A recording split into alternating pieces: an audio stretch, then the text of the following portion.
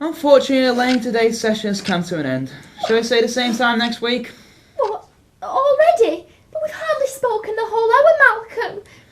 Actually, I said hello and asked how you were. And then you proceeded with crying uncontrollably. So actually, we've progressed nowhere. But this is my 27th session, Malcolm, and I still feel no better. I don't even think you're trying to help me. Well, I can't begin to help you until you stop blubbering all over my £2,500 sofa like a chore rug. But you're my therapist. I'll pay you to help me to stop crying and, well, to make me feel good about myself. Well, there are numbers at the back of the newspaper under the adult section. Maybe give those a try if you want to feel good about yourself. Excuse me? And now we're talking and getting into a discussion. Look, I can see the anger bubbling in your eyes, but save it for next week. I have other patients waiting.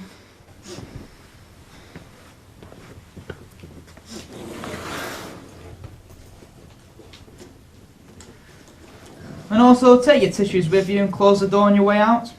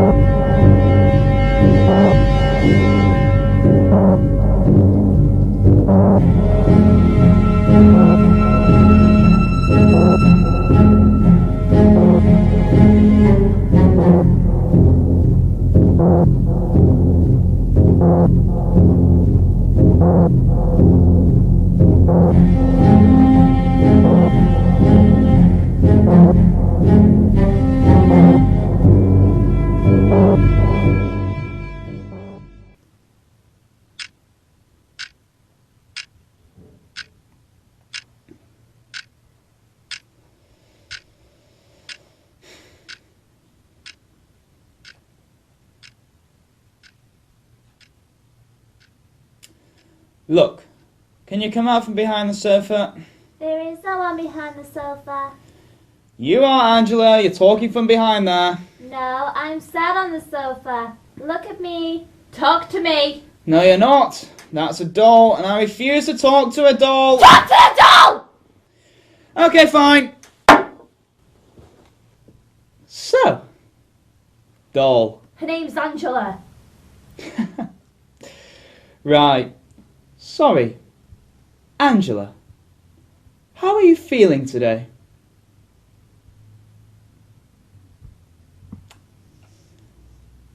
Do you feel as if you have accomplished anything?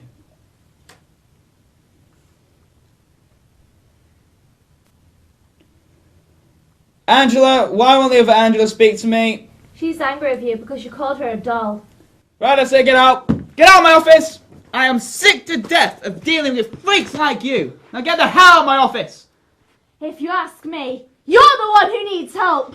Well, if you know anyone, send them my way.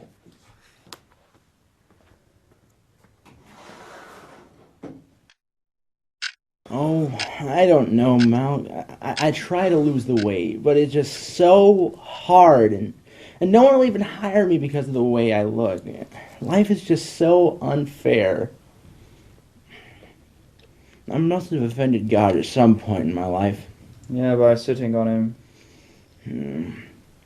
I have no idea what to do, Mal. Do you think I may have ripped the wings off an angel in a past life? Deep fried, then perhaps.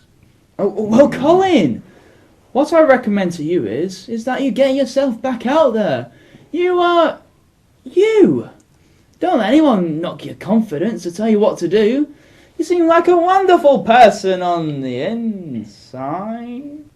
Really? Thank you, Malcolm. I feel better now that you've said that. Same time next week, then. If you want a job, maybe a good shower and a shave when I go amiss.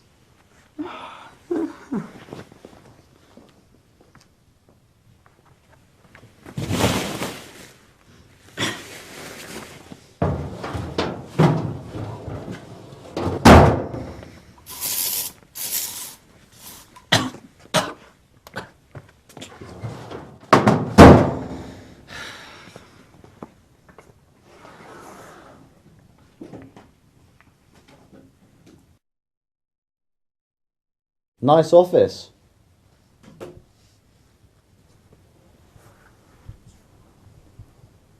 Excuse me, but you don't have an appointment. Yeah, I do. It says so in your diary. I have a schedule and a regular client list. You're not one of them. Check again, smartass. Excuse me? Look, I was told to come see you. Who told you to see me? It doesn't matter right now, but I'm here to help you, and in return you will help me. Look, I don't deal with riddles. You don't seem to do a lot, Malcolm. None of your patients seem to leave here very happy. Well, why don't you book an appointment and you can see I'll deal with my patients firsthand? I do have an appointment. It says so in your diary. I actually have a full day today and I'm waiting for a patient. Now, why would a psychologist need to lie? You're not selling your services to me, Malcolm. It just has my appointment, 2 p.m. There's nothing written next to the time. How do you know that's not for something else? Because I booked it. Yes, Malcolm, you can't treat me like one of your patients. And I can see it's frustrating the crap out of you. Look, what's your name? We'll get to that. Well, if you wouldn't mind getting to whatever it is, because I'm very busy and time's ticking on. Yeah, you must be really busy. What, with sucking all those innocent people's bank accounts dry? So innocent they can't even see for the leech that you are, preying on the vulnerable. Anyway, it's still 2 o'clock.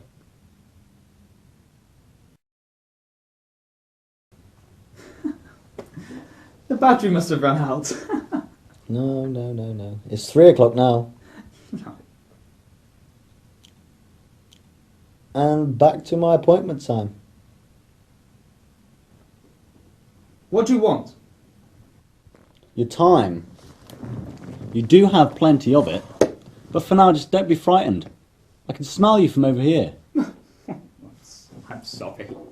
There's nothing to be frightened over, is there? Just my diary suddenly moves from my desk into your hand within a second, my clock just starts randomly malfunctioning, and then there's the big one! Where did you appear from and suddenly clear my scheduled patients? Now you're being silly. If you sit down, I'll explain. I'd rather stand over here. Way over here. Sit.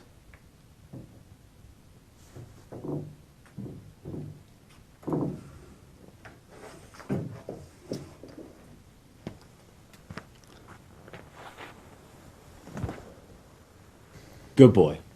Now, my boss has been watching you and your techniques, and I can say he's not very impressed with the way you treat your patients. Well, it's none of your boss's business. I'd be careful with what you say. Oh no, why? Can you hear me? As a matter of fact, you can. Well, maybe your boss should mind his own business. It's not a good idea to wind up the boss. Your boss? You're talking as though he's God. Be careful. How about I give you some advice so that imaginary boss inside your head and get out of my office?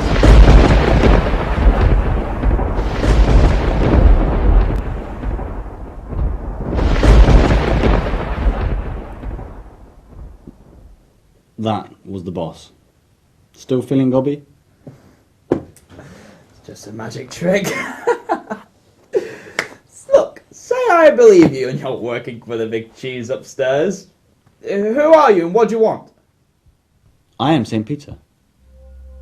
St. Peter. At the moment. At the moment? Are you a parrot or just deaf? Neither. Then shut up. This human form has been created for you and you alone. You'll be visited by many of us, but you'll always see this. Okay, so what do you want? We're having problems upstairs with some of our new potential residents. Limbo is becoming very crowded. Well, maybe you should do your job better, Peter. I'll pretend I didn't hear that, Dr. Sarcasm. Now, these spirits are in limbo because they don't know who or where they should be. We can't judge them correctly at the gates unless they know who they are. Can you see our problem? Yes, but what do you want me to do about it? Start doing your job for a change.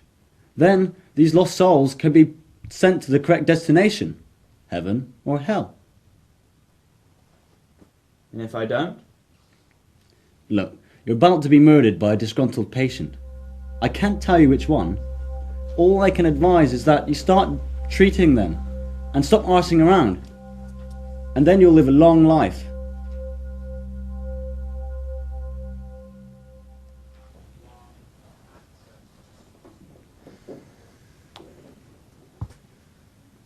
Alright, I'll do it. How long do I have to do this for? Just until everything upstairs is sorted. Fine. When did it start coming? You'll know when the first one's due. Time will have stopped like it has in this conversation. Your first patient is waiting. They'll enter when I leave. I'll be in touch. But what if I need to speak to you?